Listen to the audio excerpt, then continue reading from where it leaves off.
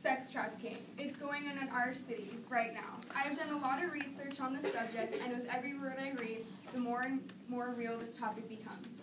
My goal today is to inform you on the history of sex trafficking, how it affects the victims, and what Portland is doing to stop it. Child sex trafficking is the world's second largest criminal enterprise after drugs. The global market of child trafficking is at over $12 billion a year with over 12 million victims. There are many arguments about when child sex trafficking began. Some say it began with the slave trade, and others argue that it was the forced labor of children during the 1700s that was the actual beginning of what we now call sex trafficking. It was first legally recognized for its sexual purposes by the term white slavery. White slavery is the obtaining of a white woman or child by the use of force, drugs, or dishonesty for sex which is unwanted by the woman or girl. Now, the British were the first to make a law against slavery in 1807 when they passed a law to make the transatlantic slave trade illegal. In 1820, the United States followed their example. In June of 1921, they changed the term white slavery to traffic of women and children. Finally, in 1949, the United Nations Convention of the Traffic in Persons and the Exploitation of the Prostitution of Others was passed.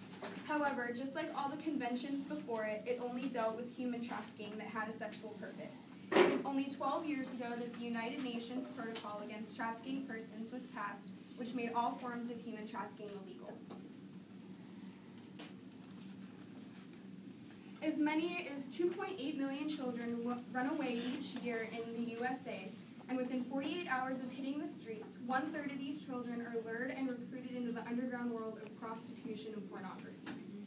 In some cases, a single parent or parents might sell their child into sex trafficking just to make money to fuel other habits, such as drugs or alcohol addiction.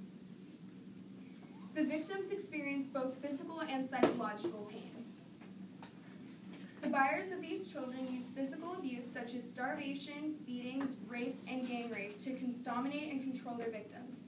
Beyond the physical effects, a lot of victims experience psychological effects as well, like post-traumatic stress disorder, depression, disconnection from feelings, anxiety disorders, self-blames, hopelessness, helplessness, nightmares, dreams of rape, sexual assault, physical abuse, anger and anger management issues, paranoia, Stockholm Syndrome, spiritual disruption, fatalism and rage, dual diagnosis, self-care issues, and sleeping issues.